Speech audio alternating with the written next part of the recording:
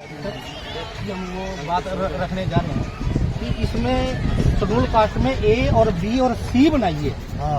सी में तब जाके इन लोगों का नंबर आएगा। अब ऐसी सी जातियां हैं जिनका जो अकेले उसमें 93% आरक्षण खा रही है। यहाँ देखना सिर्फ देखेंगे पहले साहब, पहले देखेंगे। पंचायत इनको दे सकती है। आज भी खुले में जाते हैं जी ये लोग। 2024-25 में भी देख लो जी, आज भी खुले में जा रहे हैं लोग। 2024 चल रहा है, कैसे गंद में जी रहे हैं ये लोग। कोई इनका शौचालय नहीं, कोई कुछ नहीं।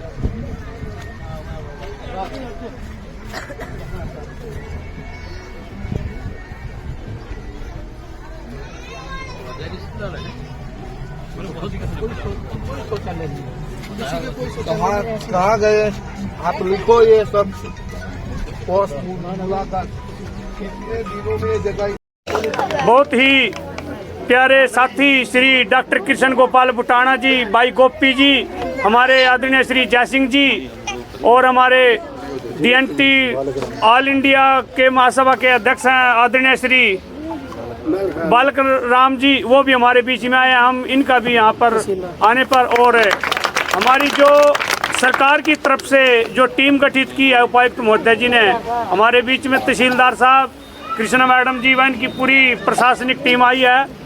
हम उम्मीद करते हैं कि जो पटनी भाई जी के मुखारबिंद से जो भी बात इनके लिए निकाली वो आप तैयार कर करके पटल पर वो उपायुक्त महोदय के माध्यम से हरियाणा सरकार, भारत सरकार को पहुँचाने का काम करेंगे। हम ऐसी उम्मीद रखते हैं। तो मैं चाहूँगा कि श्री मास्टर जी 2 शब्द कहे। आदरणीय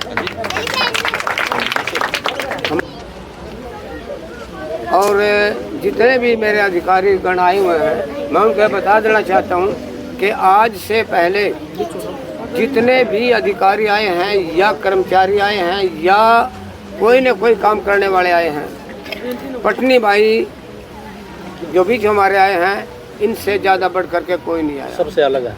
सबसे अलग अगर हम देख रहे हैं तो सिर्फ भरत भाई पटनी जी को देख रहे हैं, क्योंकि इन्होंने न किसी प्रकार का कोई लालच है, न किसी प्रकार का कोई किसी से द्वेष है। हर प्रकार से, जैसा कि घरौंडे के अंदर ये गए हैं, हर घर घर के अंदर जा कर के गाड़ियाल वालों की झोपड़ी में अंदर जा कर के देखा है और महसूस किया है कि वाकई भी हमारे हिंदुस्तान के अंदर अगर जो बिल्कुल ही डाउन ट्राडर्स हैं, जिनके पास कुछ भी नहीं है, ये लोग हैं जिनको ऊपर उठने की आवश्यकता है। अभी अभी आपके गांव जंजाड़ी में आए और जंजाड़ी में आकर के जब देखा इन्होंने, तो वास्तव में ही सच्चे हृदय के जो आदमी होते हैं, जो वाकई ही प्रेम रखते हैं बंदों से, वो पटनी जी में हमने देखा। और साथ ही साथ ये भी देख रहा हूँ मैं, ये कई अधिकारी आते हैं जो पॉलिटिकल आदमी आते हैं, वो देख करके चले जाते हैं, लिखते हैं ठीक है। लेकिन साथ साथ ये देख रहा हूँ मैं, घरौंडे में भी इन्होंने तुरंत ही हमारी बहन जी हैं जो डिस्ट्रिक्ट वेलफेयर ऑफिसर हैं, उनको बुला करके तुरंत कहा कि मैं ये देखना चाहता हूँ उनके पास शौचालय भी हो, ज़मीन भी हो, इनके पास रहने के लिए जो आपका जो दायित्व बनता है वो पूरा करना चाहिए। और अभी अभी आपके सामने DC साहब को फ़ोन किया, आपके सामने, आप लोगों के लिए। इससे बढ़ करके कोई नहीं हो सकता। मैं यही कहना चाहूँगा कि आप लोग एक इकट्ठे हो करके अपने बच्चों को भी पढ़ाइए, आगे बढ़िए, अपने कार्य करिए, और जो भी पटनी साहब कह करके जाएंगे उनके ऊपर दायित्व, उनके ऊपर विचार करिए। और जहाँ तक मेरा संबंध है, हमारे भाई जो कर्मचारी भाई आए हुए हैं, जैसा कि पटनी साहब ने कहा, उनका भी दायित्व बनता है कि वो DC साहब से कहें या जैसे भी कहें, 15 दिन के अंदर का काम एक बहुत ही अच्छी तरीके से करना चाहिए। यही मेरी आपसे प्रार्थना है। और मैं फिर धन्यवाद करता हूँ कि पटनी साहब हमारे हरियाणा में आए। बहुत बहुत आदरणीय श्री बालक, माननीय पटनी साहब और सभी सम्मानित सदस्य और हमारे तहसीलदार साहब और समाज के बुजुर्गों, नौजवान साथियों,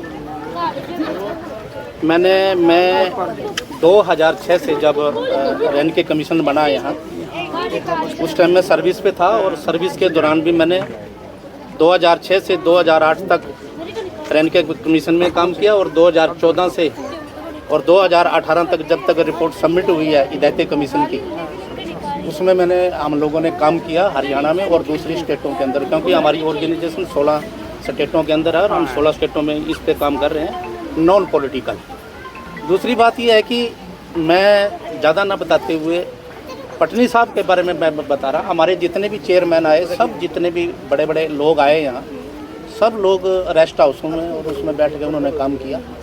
लेकिन धरातल पे जो एक मानवता की, मैं एक मानवता के तौर के ऊपर बात कर रहा हूँ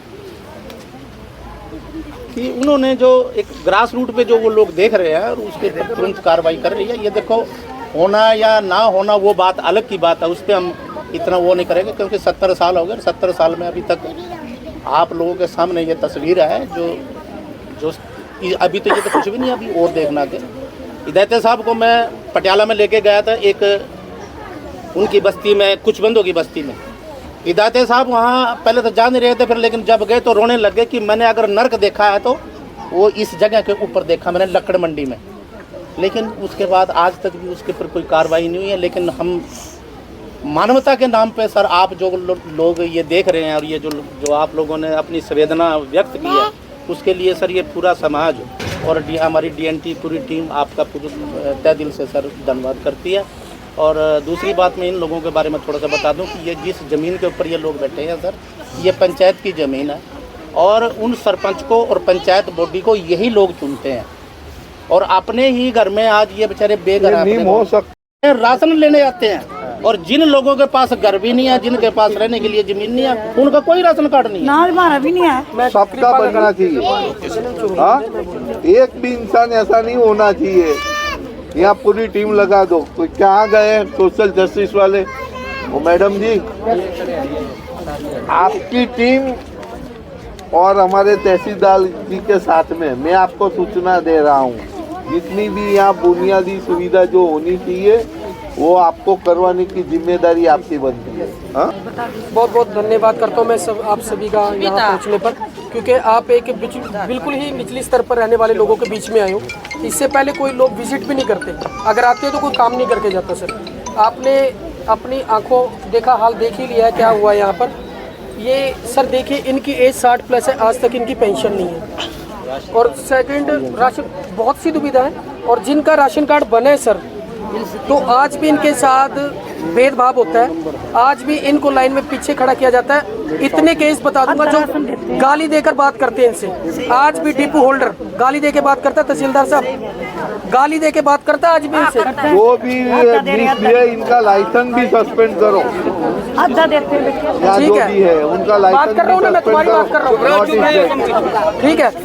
आज तक बाकी आपने देख ही लिया, सीवरेज ने बहुत से अधिकारी आते हैं, ये बात बोलते हैं कि ये लोग कोऑपरेट नहीं करते। मैं सेम कैटेगरी से बिलोंग करता हूँ और जिले की टीम में काम कर रहा हूँ DNT के लिए। तो आप मेरा भी नंबर नोट कीजिए, तो किसी भी प्रकार की आपको कोई दिक्कत परेशानी हो, 9541421005, गोपी घारू नाम है। और सबसे मेजर जो प्रॉब्लम इनको है सर, वो मैं आपको बताना चाहता हूँ। ये कैटेगरी ऐसी है सर, इनके पास आधार कार्ड या तो होते ही नहीं, अगर बन गए तो किसी कारण अगर वो मिसप्लेस हो गया ना सर, उसको निकाल नहीं सकते। मैं तहसीलदार साहब से एक रिक्वेस्ट करूंगा, अगर कोई ऐसी मशीन का प्रावधान कर दे आधार की, इनके पास जैसे आधार नंबर मिसप्लेस हो गया, वो दोबारा रिकवर नहीं कर सकते, तो इनके फिंगरप्रिंट से या किसी ऐसी चीज से इनके दोबारा आधार निकल सके।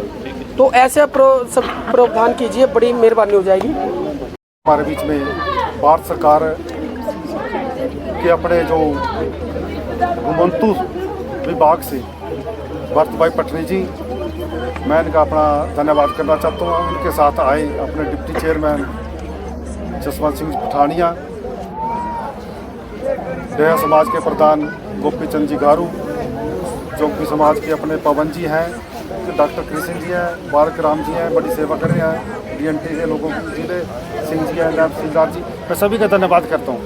भाइयों, जो हरियाणा सरकार ने आप लोगों के लिए जो स्कीमें चलाई हुई हैं, थोड़ा उनके ऊपर मैं प्रकाश डालना चाहता हूँ। क्यों कुछ आप लोग भी ना जो हरियाणा सरकार ने स्कीमें चलाई हैं अनपढ़ता की वजह से नहीं ले पाते। खास करता आप लोगों में से कोई बच्चा पढ़े लिखा हो, CSC सेंटर है, मान ले पहले क्या हुआ करता था, आप सरपंच पे जाया करते थे, सरपंच मंत्री पर नहीं दिख रहा था, मंत्री आगे कह दिख रहा था मैं चंडीगढ़ तक रहूँगा। ऐसा नहीं है आज की डेट में। माननीय हरियाणा सरकार ने माननीय पूर्व मुख्यमंत्री थे मनोहर लाल जी, उन्होंने स्कीमें चलाई आपके लिए। 12 रुपये के अंदर तो 2 लाख का आपका इंश्योरेंस, यदि आप 200 रुपये जमा कराओगे तो 3 लाख का insurance, free of cost Jan Dhan खाते, बिना पैसे के आपके बैंकों के अंदर खाते खोले। तो रही बात आपके बच्चों के लिए पढ़ने के लिए शिक्षा नाम मात्र है, स्कूलों में जाइए, यदि आप बच्चों को पढ़ाओगे उसका रिजल्ट आपको 20 साल बाद मिलेगा। आप बच्चों के ऊपर पढ़ाने का प्रबंध कीजिए। और यदि आपको जिस टाइम बच्चा पैदा होता है ना, यदि आप सरकारी हॉस्पिटल में फ़ोन मारोगे, एम्बुलेंस भी फ्री ले जाएगी और फ्री छोड़ के जाएगी। आपकी बुढ़ापा पेंशन है, 60 साल के ऊपर हर आदमी का अधिकार है। हर